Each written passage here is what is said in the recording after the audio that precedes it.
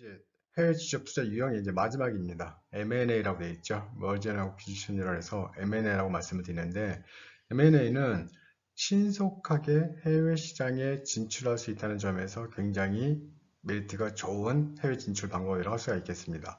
따라서 현지 계속 기업, 고인 컨선 계속 기업을 매수함으로써 초기에 발생할 수 있는 문화적인 그 격차에서 오는 그런 위험, 법률적인 위험, 관리적인, 인적 자원 이런 문제들을 회피할 수 있기 때문에 굉장히 선호되는 해외 취업 투자 방법이라고 할 수가 있겠습니다. 빠르게 들어갈 수 있고요. 각종 위험을 회피할 수 있죠. 거기다가 그 현지 기업이 현재 가지고 있는 기술력, 그다음에 브랜드, 상표, 그리고 유통구조 굉장히 중요하죠. 처음 들어와서 유통망을 새로 구축한다? 그건 거의 불가능한 일입니다. 그래서 외국계 기업들이 가지고 있는 유통망 내지는 유통 시스템을 완벽하게 배움으로써 쉽게 시장에 접근할 수가 있겠죠. 거기에 그들이 가지고 있었던 경영 기법까지 획득한다면 금상첨화 최고의 투자 방법이 될 수가 있을 겁니다. 따라서 거기에 PET적의 경쟁 구조를 교란시키지 않을 뿐만 아니라 경쟁상의 보복까지 회피할 수 있다는 얘기는 벌써 있는 기업입니다.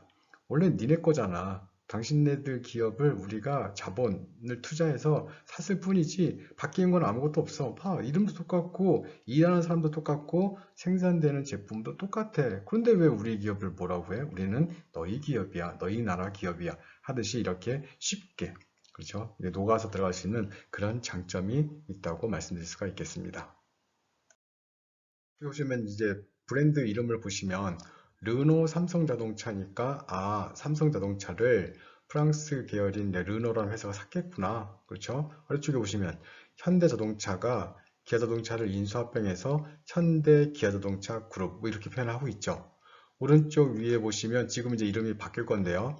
아시아나가 그러니까 금호가 아시아나를 이게 만들었는데, 그렇죠? 어떻게 보면 인수합병 한 겁니다. 해서 했는데, 이제 이 금호를 뒤에서 배우겠지만, 금호가 팔았습니다.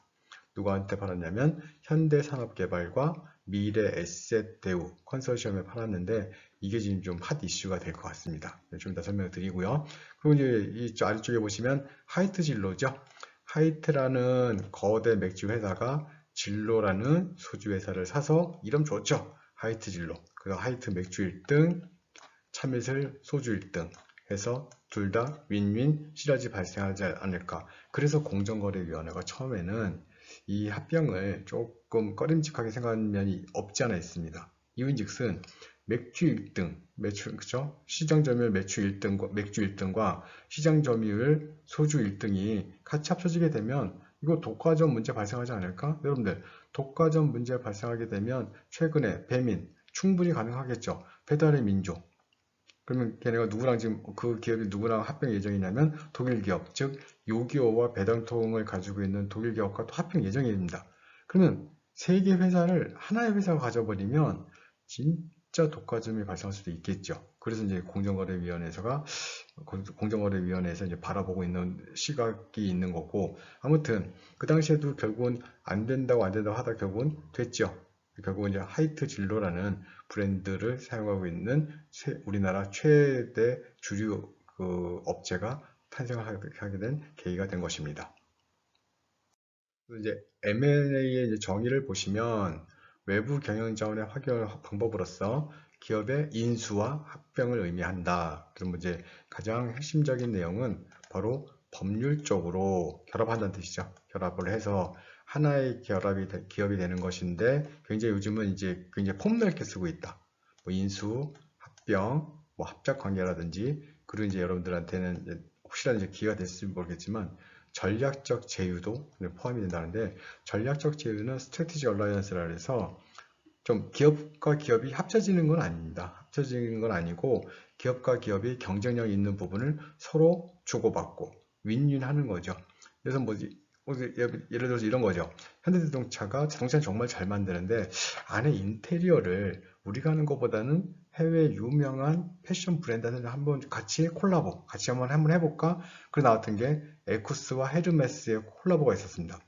자동차의 그 균형, 그 자동차 이 내부, 엔진, 셰시, 이런 것, 모든 것들은 현대자동차가 만들고요.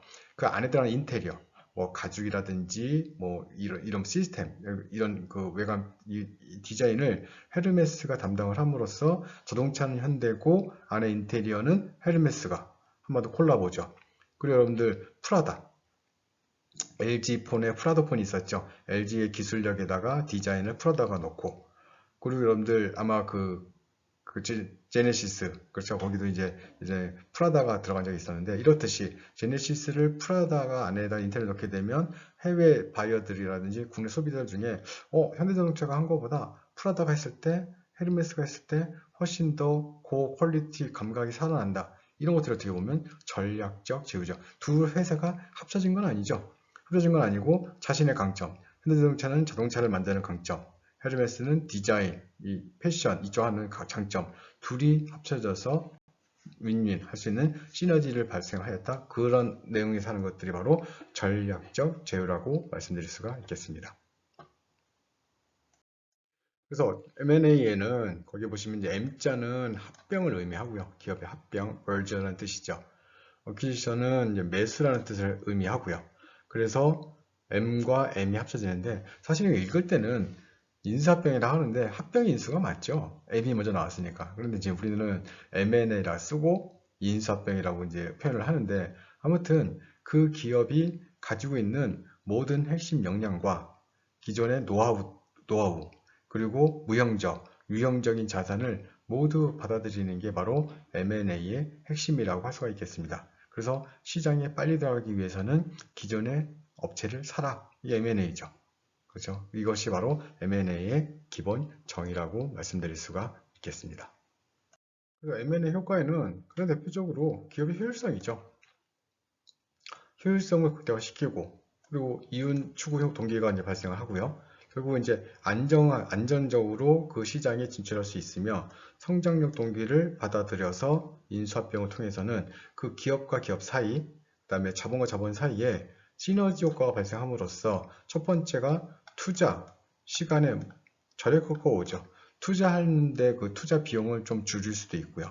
그다음에 들어갈 때 공장을 만드는 게 아니라 M&A 했기 때문에 시간적인 절약도 충분히 가능하다고 볼 수가 있겠습니다. 결국은 두 기업 모두 윈윈할 수 있는 사업의 시너지가 효과가 발생할 수 있기 때문에 최근에는 M&A가 굉장히 활성화되어 있죠. 그래서 우리가 이제 이후에도 많은 M&A 기업이 탄생을 할 텐데 항상 성공하는 것도 있겠지만 실패 사례도 굉장히 많이 있습니다. 결국 이제 M&A 했다가 일명 이제 토해낸 단편을 쓰는데 결국 이제 분리돼서 다시 재매각되는 그런 사례도 많이 있으니까 이제 한번 뒤에 한번 보도록 하시죠. 우리나라 이제 국내 M&A 대표적 사례가 있는데요. 이거 뭐 조사는 전문가들한테 한번 물어본 겁니다. 외환위기, 즉 1997년 외환위기 이후에 M&A가 상당히 많이 이루어졌습니다. 이유는 기업들이 이제 경영 능력이 많이 저하가 돼서 뭐 도산하는 기업들도 있고요. 뭐 파산하는 기업도 있고 해서 이제 일명 망했다는 표현 쓰죠. 이런 기업들을 없애는 게 아니라 좀 더 다른 커다란 기업 또는 경쟁 기업에서 인수합병 과정을 통해서 회사를 살리는 거죠. 그때 대부분의 전문가들이 대답하는 것 중에 38% 정도가 현대차가 기아차를 인수한 게 최고의 M&A 성공 사례라고 꼽았습니다. 뭐 그 이유는 뭐 여러 가지가 있겠지만 여러분들 이제 생각해 보신다면 현대자동차와 기아자동차가 만든 자동차 중에 이렇게 쫙 매치가 된 자동차들이 있습니다. 매치가 된다는 얘기는 뭐냐면 디자인만 약간 다르고 비슷한 자동차. 첫 번째 예를 들자면 현대자동차의 그랜저하고 기아자동차의 K7 이 규모나 이런 것들이 좀 비슷하죠. 엔진도 좀 같이 쓰는 것 같고 소나타하고 K5 그렇죠. 아반떼하고 K3 산타페하고 소렌토 투싼하고 스포티지 이게 뭔가 있죠. 무슨 얘기인가니 뭐 조금 이제 무식한 제가 자동차를 모르니까 제가 봤을 때는 껍데기만 다른 겁니다. 껍데기만 다르고 엔진 같은 어차피 엔진 보고 사지는 않잖아요. 성능을 보는 거지. 엔진 성능을 보는지 엔진 디자인 보지 않죠. 들어가는 핀의 개수가 그렇죠. 똑같을 수도 있는 거고 또 하나 더 중요한 게 있습니다. 부품을 같이 공유해서 쓴다면 두 대를 팔았으면 한 대분의 부품만 가지고 있으면 되는 겁니다. 왜? 어차피 한 대만 올 거니까. 또 오면 또 구하면 되는 거니까. 그만큼 부품의 중부 비용이라든지 아래 플랫폼을 같이 공용해서 쓴다면 한 대를 만들어서 두 대를 팔 수 있는 효과가 생기는 거죠. 아, 나 산타페가 별로 디자인이 안 예쁜 것 같은데? 그럼 소렌토 사세요. 오, 소렌토 훨씬 이쁘네요. 아, 스포티지는 별론데? 투싼 어때요? 투싼이 괜찮아. 아, 나 K3는 별론데? 아반떼. 소나타 별론데? K5. 이렇게 서로 간의 디자인을 서로 바꾸면서 안에 있는 부속물을 같이 쓴다면 그 얼마나 큰 장점이 되겠습니까? 그래서 현대자동차가 개자동차 인수하는 거를 최고의 M&A라고 치는 사람들이 38%. 저도 그렇게 생각하는 사람 중에 한 명입니다. 현대자동차가 개자동차 인수한 게 어떻게 보면 신의 한 수였다. 그래서 글로벌 5대 5 기업으로, 그러니까 자동차 기업으로 성장할 수 있는 커다란 원동력이 되었다고 충분히 가능한 거죠. 그리고 이제 SK텔레콤이 하이닉스 인수한 거. 그래서 여러분들 앞에 말씀드렸다시피 원래 SK는 화학회사, 중화학공업, 그러니까 저런 이제 정유, 화학 주력 회사여서 SK가 90년대 초반에 텔레콤을 인수했죠. 그러니까 무선 이동통신을 인수하면서 SK텔레콤이 됐고요. 그 SK텔레콤이 이제는 하이닉스를 인수하면서 SK하이닉스라는 정말 돈 많이 잘 버는 경쟁력 좋은 기업을 또 하나 만들어냈죠. 그래서 어떻게 보면 M&A를 통해서 SK는 정말 크게 성장한 기업 중에 하나가 아닐까 생각합니다. 그러면서 이제 두산이 한국중공업 인수한 거, 현대차이 건설 인수한 거, 포스코가 대우인터 인수한 거. 그래서 여러분들 아까 우리 1교시에 봤던 것 중에 지난주에 배웠었죠. 지난주에 우리가 그 종합 상사할 때 포스코 인터내셔널 기억나시죠? 종합무역 상사. 이때 포스코가 인터내셔널을 인수하면서 포스코 인터내셔널이 되었구나. 이런 것들이 어떻게 보면 가장 산업 분야 최고의 M&A의 사례라고 말씀드릴 수가 있겠습니다. 그래서 이제 국내 이제 대표적 M&A 사례를 보시면 이게 2019년도 거네요. 그래서 2019년도에 이제 과정 중에 있는 것도 있고 성공한 것도 있고 지금 거기 보시면 이제 배달의 민족 할 예정이죠. 거래 금액이 4조 7,544억. 굉장히 큰 거죠. 그만큼 배달의 민족이라는 이 플랫폼, 이 IT 굉장히 커진 거고요. 그다음에 이제 아시안 항공을 HDC, 즉 현대산업개발 컨소시엄, 여기 누가 들어가 있냐면 미래에셋 대우라는 우리나라 또 최고의 또 증권사가 포함되어 있고 규모가 2조 5천억 원인데 이게 좀 문제가 되는 겁니다. 뒤에서 설명드리겠지만 이게 좀 문제가 될 것 같습니다. 그렇죠? 그다음에 뭐 대우조선해양이라든지 웅진코웨이, 롯데카드 뭐 이런 것들, 그렇죠? 이런 것들이 지금 여러분들 SK네트워크스 직영주유소 빨간색 SK 주유소를 누가 살 예정이냐면 현대오일뱅크 컨소시엄이 또 살 예정이고, 그렇죠? 이런 것들이 어떻게 보면 M&A 우리나라에서 이제 이루어졌고 이루어질 M&A인데 항상 이렇게 기업들이 그냥 하는 게 아니라 거기에 재무자문이라든지 뭐 회계 자문, 법률 자문들이 꼭 들어갑니다. 들어가서 물론 이제 파는 사람은 최대한 부채를 그러니까 숨기려 해도 이제 회계 장부상에 다 나타나니까 그래도 이게 나중에 부채로 올라올 수 있는 것들이 있어요. 근데 그런 것도 찾아야겠죠. 그리고 나중에 뭐 사기다 아니다 뭐 싸울 텐데 그런 것들을 위해서 도와주는 부분들. 뭐 한마디로 뭐 M&A 재무, 돈을 어떻게 이제 조달할 것인지, 그리고 어떻게 뭐 분배할 것인지, 그리고 회계 장부도 정확히 봐야겠죠. 나중에 우발 채무 같은 경우에 나타나게 되면 큰 손실이 발생할 수 있으니까 거기에 뭐 법률적인 김앤장, 태평양 세종 우리나라의 뭐 3대 그 법률 자문 회사들이죠. 변호사이 그렇죠? 이런 법률 자문 회사들이 항상 도와주고 이런 것들이 다 합쳐지면서 M&A가 성공적으로 이렇게 해도 나중에는 꼭 문제가 발생할 수도 있습니다. 그 문제가 발생하는 이유는 여러 가지가 있는데 회계 장부상의 문제도 발생할 수 있지만 시장의 상황이 바뀌어요. 바뀌게 되면 너무 비싸게 주고 산 거 아닌가? 잘못 산 거 아닌가? 뭐 이렇게 되다 보니까 나중에는 뭐 실패할 수도, 그러니까 아예 그냥 계약금을 포기하고 이제 끝내버리는 그런 상황도 있는데 그런 상황의 어떤 부분들이 있는지 한번 뒤에서 보도록 하겠습니다. 이 아시아나가 이제 지금 이제 또 M&A 화두로 떠오르고 있는데요. 한 6개월 정도 되었습니다. 지금 2020년 한 4월, 그러니까 4월 중순이니까요. 한 6개월 전에 금호 그룹이 굉장히 어려워졌습니다. 어려워져서 가장 핵심적인 회사인 아시아나항공, 금호아시아나항공을 이제 팔겠다고 시장에 내놨을 때 가장 대표적인 이제 핵심적으로 두 개 회사가 결정적으로 가장 이제 접근했다 했었는데 첫 번째가 누구였냐면 애경그룹이었습니다. 애경그룹은 기존의 LCC, 즉 저가항공이 하나 있습니다. 제주항공이라고. 애경그룹이 제주항공이 있으니까 메이저 항공사 아시아나를 사게 되면 윈윈 시너지 효과가 있을 것이다. 그래서 이제 이 인수전에 이제 뛰어들었고요. 또 하나가 누구였냐면 현대산업개발과 미래에셋대우라는 이 두 컨소시엄이 우리가 사겠다.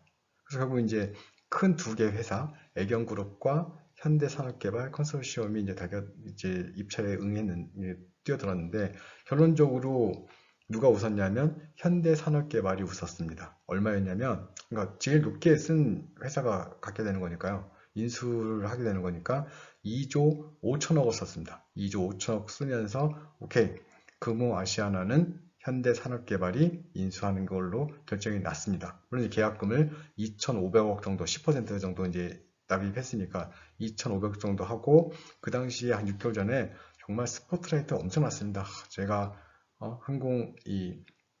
항공업계에 뛰어들면서 새로운 21세기 항공산업 분야의 독보적인 존재 되겠습니다. 그래서 한번 굉장히 이제 회사들이 기분 좋게 이제 시작을 했는데요. 이제 딱 3개월 정도 지나고 나서 어떤 일이 이제 그죠? 3, 4개월 지나고 나서 어떤 일이 발생했냐면 전 세계에 코로나가 퍼지기 시작했습니다. 코로나가 퍼지면서 여행업계가 완전하게 붕괴되었습니다. 여행업계가 붕괴되면서 각국이 아무도 들어오지 마, 나가지도 말고 들어오지도 말고 한마디 이렇게 되니까 비행기를 타는 수요가 완벽하게 이제 절벽 수준으로 가버린 거죠. 해서 아시아나의 주가가 떨어지기 시작합니다. 떨어진다는 얘기는 뭐냐면 다 서 있어요. 비행기가 떠서 돌아다녀야 돈을 버는 건데 그 1등석 항공기 좌석이 그냥 서 있는 겁니다. 일면 이제 이렇게 되게 되면 이제 우리가 이제 이거 좀 가격을 조금 수율 관리, 일드 매니지먼트라 해서 좀 관리하면서 좀 싸게 팔면 되지 않을까 하는데 아니 누군가 타야 싸게 팔죠. 탈 사람이 전혀 없는데 그러다 보니까 아시아나도 마찬가지고 특히 대한항공도 마찬가지고 우리가 얘기했던 LCC라면 저가항공 많이 있죠. 제주항공도 제주항공, 에어부산, 에어서울, TA, 그다음에 이스타, 거기에 여러 가지 그렇죠 회사들이 다 지금 절벽에 물려 있는 겁니다. 그 중에 이제 아시아나 주가가 떨어져서 얼마까지 떨어졌냐면 자 7,500, 그러니까 전체 총액이 7,500억까지 간 겁니다, 지금. 그런데 얼마 주고 샀죠? 앞에서 그렇죠. 2조 5천억 주고 샀죠. 가슴이 쓰리죠. 7,500억짜리를 물론 이제 그 당시에는 가치가 2조 5천억이라고 썼지만 지금에서 와서 보니까 주가가 7,500억밖에 안 되니까 이 산 사람이 얼마나 억울합니까 이거 지금. 그래서 이제 이거를 어떻게 해야 될까. 2,500억을 손해보고 그렇게 되면 이제 또 여기 주채권은행이 이제 산업은행이 이것도 또 산업은행 복잡해지고 지금 상황이 그런 겁니다. 그러니까 너무 비싸게 샀는데 근데 이건 어쩔 수가 없죠. 샀는데 가격이 떨어졌으면 산 사람이 책임을 져야지 판 사람한테 책임을 지라고 할 수는 없죠. 근데 물론 이제 그런 부분에 있어서는 이제 나중에 이제 이런 것도 있는데 이거 아마 배울 기회가 있을 겁니다. Put back 옵션이라고 하죠. 여러분들이 이 금융 분야에서 이제 옵션을 잘 배웠는지는 잘 모르겠지만 옵션은 사고 싶으면 사고 싶지 않으면 안 사면 되는 겁니다. 팔고 싶으면 팔고 안 팔고 싶으면 안 팔면 되는 거예요. 이게 조금 좀 개념이 어려운 개념인데 지금 쉽게 설명하자면 자동차 옵션 생각하시면 됩니다. 자동차 옵션 무조건 사야 되나요? 아니에요. 기본적인 차가 있고요. 일명 깡통차라고 하죠. 아무것도 없어요. 아무것도 없다는 휠이 없다는 핸들이 없다는 게 바퀴가 없다는 얘기가 아니라 그건 있죠. 휠이나 바퀴나 유리나 사이드 미러나 이건 다 있는데 이거 가는데 드라이브를 싹 하는데 뚜껑을 열고 싶다. 그럼 뭔가 내가 차를 열 수는 없죠. 뭔가 누르면 쓱 하는 그렇죠. 이런 것들 이거 내가 달고 싶으면 돈을 내야겠죠. 이게 바로 옵션이죠. 차를 조금 더 편하게 사기 위해서. 옵션을 무조건 사는 건 아닙니다. 안 사도 되는데 네가 더 편하게 쓰고 싶으면, 더 가치 높게 쓰고 싶으면 사라. 이게 바로 옵션인데, 자, 풋백 옵션은 이렇게 생각하시면 됩니다. 그러니까 풋옵션이에요. 풋옵션이라는 뜻은 뭐냐면 팔 수 있는 권리를 풋옵션이라고 합니다. 그럼 반대로 살 수 있는 권리는 콜옵션이라고 하고, 조금 이제 나중에 더 자세히 설명드리겠지만 쉽게 이거죠. 내가 지금 이 회사를 사고 싶은데, 이게 내 너 걱정이 뭔데? 나 팔고 싶은데 걱정이 뭐야? 그랬더니 내가 지금 이 가격이 10,000원인데 이게 만 6,000원 되면 내가 너무 손해가 크잖아. 그래? 그럼 넌 얼마까지 감당할 수 있는데, 8,000원, 8,000원까지 떨어지면 내가 감당할 수 있는데 6,000원은 내가 아닌 것 같아. 그래? 오케이. 내가 너한테 이 물건을 파는데 너는 나중에 네가 마음에 안 들면 8,000원에 나한테 되팔 수 있어. 되팔 수 있어. 되팔아야 되는 걸까요? 되팔 수 있는 걸까요? 그렇죠. 말이 다르죠. 되팔아야 되는 거는 의무고 되팔 수 있는 건 권리만 있는 거죠. 그러니까 풋백 옵션이면 되팔 수 있어. 10,000원에 네가 나한테 사. 그리고 나한테 8,000원에 되팔 수 있어. 그러면 이 사람이 샀는데 12,000원이 됐어요. 팔까요? 안 팔까요? 안 팔죠. 이해되시죠? 그러니까 예를 들어 5,000원이 됐어요. 팔까요? 안 팔까요? 팔로 오죠. 얼마에? 8,000원에. 그러니까 파는 사람 입장에서는 네가 지금 고민하는 게 가격이 떨어질까 고민하는 거지. 그럼 내가 다시 사줄게. 그 조건이 포함된 게 바로 풋백 옵션입니다. 옛날에 이제 대우건설 팔 때 이런 게 있었는데, 아무튼 지금 현대산업개발은 너무 그러니까 처음에 샀을 때는 좀 좋았는데 나중에 이거 보니까 지금 한 6개월 딱 뒤에 되니까 너무 좀 억울하죠. 보통 우리가 M&A에서 뭐라고 그러냐면 승자의 저주라고 합니다. 승자의 저주. 승자의 저주는 뭐냐면 이겼어요. 이겼는데 나중에 보면 이런 상황들, 시장이 급격하게 안 좋아지든지, 또는 내가 딱 투자한 그 산업 분야 자체가 폭락을 하든지 아니면 완전히 침체돼 버리든지 하게 되면, 처음에는 현대산업개발이 인수하면서 애경한테 이긴 거죠. 그러니까 승자죠. 위너인데 나중에 보니까 커스, 즉 저주가 돼 버린 거죠. 그러면 지금 가장 좋은 사람 누굴까요? 두 명만 꼽아보자면 애경 기분 좋겠죠. 큰일 날 뻔했어. 7,500억짜리를 2조 5천 주고 샀으면 큰일 날 뻔했어. 다행이다. 이런 사람도 있고, 또 가장 기분 좋은 사람은 그렇죠. 금호 아시아나를 판 어떤 오너가 되겠죠. 그분은 얼마나 기분 좋겠습니까? 잘 받았잖아요. 2조 5천억. 근데 좀 걱정이 되겠죠. 쟤네가 안 산다면 어떡하지? 2조 2,500억 그냥 던져버리고 그냥 끝내면 어떡하지? 또 돌려달라고 하면 어떡하지? 뭐 이런 걱정도 있겠지만, 그런 측면에서 걱정 없이 가장 기분 좋은 부분은 그렇죠? 애경이라고 할 수가 있을 것 같네요. 자, 이게 어떻게 보면 현대산업개발이 아시안을 인수하면서 현재 진행되고 있는 상황이라고 말씀드릴 수가 있겠습니다. 이러한 이 M&A 과정 속에서 좀 어려움 겪은 그 사례 기업으로서 또 두산중공업도 또 하나 들 수가 있겠습니다. 두산중공업은 지금 가장 또 힘든 기업 중에 하나인데요. 지금 이유는 우리나라가 이제 탈원전, 발전소, 석탄, 감소 이런 정책 때문에 두산중공업의 가장 핵심이 원전 사업이었습니다. 그러다 보니까 이런 부분에서 설비, 플랜트, 수출, 건설 이런 부분들을 안 하게 되니까 기본적으로 고정비용은 계속 나가는데 설비 자체를 팔 수가 없는 겁니다. 그러다 보니까 두산중공업이 지금 가장 큰 어려움을 겪고 있고, 지금 나오는 얘기가 쪼개야 된다, 팔아야 된다, 그런 얘기도 많이 나오고 있고, 여기 보시면 여러분들 이 적자가 단기 순이익이 마이너스가 나고 있어요. 그렇죠?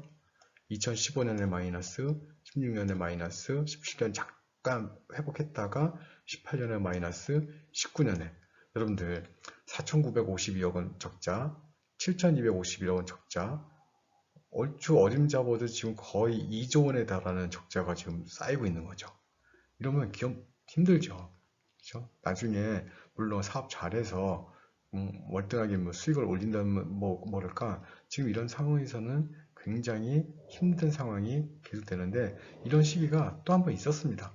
2008년도, 2007년도에 글로벌 금융위기 왔을 때 두산이 진짜 어려움을 겪었었죠. 그 사례는 뒤에서 한번 보도록 하겠습니다. 여러분들이 관심 있게 보셨다면 아실 텐데 아마 대부분 모르실 겁니다. 요 중장비 회사인데요. 일명 이제 밥캣이라 하고 미국계 회사인데 두산중공업 하게 되면 또 이 건설 장비를 만드는 회사 중에 하나입니다. 두산이. 그러면 이 두산중공업이 건설 장비를 만드는데 포크레인 뭐 그렇죠. 뭐 크레인 이런 것들을 커다란 장비를 주로 만드니까 조금 건물의 그 리모델링 하는 과정 속에서 큰 포크레인 들어가면 다 부셔지거든요. 그러니까 작은 그 건설 장비가 필요하다. 그 작은 건설 장비를 만드는 회사가 밥캣이라는 회사가 딱 있거든요. 미국에. 얘가 또 시장에 딱 나온 겁니다. 그 당시에. 그래서 이 두산중공업이 또 밥캣을 딱 샀어요. 딱 사자마자 글로벌 금융위기가 오는 겁니다. 오게 되면 건설하겠다는 이 건설주들이 스탑 멈춰주세요. 우선 유예. 그 다음에 물건을 사겠다는 이런 사업주들이 스탑 멈춰주세요. 나중에 하다 보니까 이제 매입을 했으니까 매입 대금은 줘야 되는데 한마디로 이제 M&A를 통해서 밥캣이라는 회사를 인수하면서 돈은 줘야 되는데 막상 저는 이걸 못 팔고 있는 겁니다. 그러니까 두산중공업 자체는 또 엄청난 그 현금 자본 흐름에 위협이 왔었죠. 그래서 그 당시에도 굉장히 위태위태하다가 겨우겨우 잘 넘어갔는데 지금 현재 와서는 또 이제 플랜트 발전 설비에 있어서 이런 흐름, 시장의 흐름이 탈원전하다 보니까 이제 또 팔려고 막혀버린. 그래서 두산중공업이 어려워지는 아주 그냥 맞물리는 거죠. 성공할 때는 성공이 또 맞물려서 성공을 하는 거고, 실패, 어려움은 또 어려움이 또 맞물려서 오는 거고, 이런 과정 속에서 우리가 앞에 말씀드렸던 승자의 저주 어떤 것들이 있는지 한번 뒤에서 보도록 하겠습니다. 예, M&A를 했는데 처음에 내가 M&A를 성공하게 되면 승리, 막 샴페인 터뜨리고 이겼다고 이제 좋아하는데 그죠 이제 시간이 지나면서 경제 상황이 바뀌고 산업의 그 환경이 바뀌게 되면 갑자기 잘못 사버린 그런 형국이 되어버립니다. 이거 보시면 과거에 금호 아시아나가 아까 그 회사가 대우건설과 대한통운을 인수했어요. 했다가 건설 경기 딱 죽으면 다시 대우건설을 재매각했죠. 다시 팔았죠. 그 다음에 대한통운도 매각 추진을 했고 두산은 밥캣을 딱 샀는데 어땠습니까? 글로벌 금융위기 오니까 다른 계열사 자산을 매각을 하고 하나는 대우조선해양이라는 우리 또 3대 해양 제조업체가 있죠. 대우조선해양이 있고요. 현대중공업이 있고 삼성중공업이 있죠. 대우해양조선하고 삼성중공업은 거제도, 그렇죠? 현대는 옥포, 저쪽에 울산에 있고요. 그러다 보니까 인수 포기하게 되면 계약금 또 날리게 되고 이런 것들이요. 그다음에 유지는 하이마트를 샀다가 매각을 했죠. 다시. 요새 여러분들 광고 나오죠? 정우성이 어디로 가자죠? 하이마트로 가 이러잖아요. 그러니까 원래는 유진이라는 회사가 하이마트를 샀다가 다시 되파는 롯데에게 파는 그런 형국을 취했고요. 여기 보시면 대우건설이 8조 3천억짜리 이 회사였습니다. 그런데 그러니까 이 시공 능력이 대우건설이 8조 3천억짜리인데 8조 3천억을 했었어요. 3위 시중에서. 그런데 13위 도급순위 13위 호반건설 2조 4천억 정도 하는 호반건설이 이걸 매입하겠다고 하니까 이제 그림이 참 예쁘게 그려졌죠. 고래가 있는데 여기다 보니까 대우가 이제 꼬리표가 있죠. 대우를 호반이라는 회사가 하려고 하는데 얘는 13위. 물론 이제 자금만 풍부하다면 아무 문제가 없죠. 자본 풍부하고 기술력 높은 대우건설 사서 시너지효과 얻겠다고 하면 상관이 없는데 거기 보시면 호반건설 재무 손익 현황 봤더니 순이익이 1324억, 매출액이 1조 2520억, 현금자산, 유동자산 뭔가 좀 이상하죠. 그죠? 너무 커다란 큰 기업을 작은 기업이 산다고 하니까 이거 위험하지 않을까. 그렇죠? 근데 거기 보시면 대우건설 매각 내용이 매각가가 1조 6천억대인데 1조 6천억짜리 회사를 사려고 하는데 유동자산이 1조 4,541억 원. 좀 뭔가 그렇죠? 좀 안 맞죠. 그래서 이런 부분들이 막상 호반건설이 샀다가 하더라도 유동성 위에 빠지게 되면 이거 굉장히 위험해지는 겁니다. 그렇죠? 그래서 이런 부분들을 보통 승자의 저주라고 하고 그렇죠? 좀 어느 좀 규모가 큰 기업이 적당한 기업을 인수합병함으로써 서로 간에 윈윈해야지, 잘못 인수하게 되면 모기업이나 그러니까 인수기업이나 피인수기업이 둘 다 위험에 빠질 수 있다는 그런 점에서 제가 이제 소개를 해드렸습니다.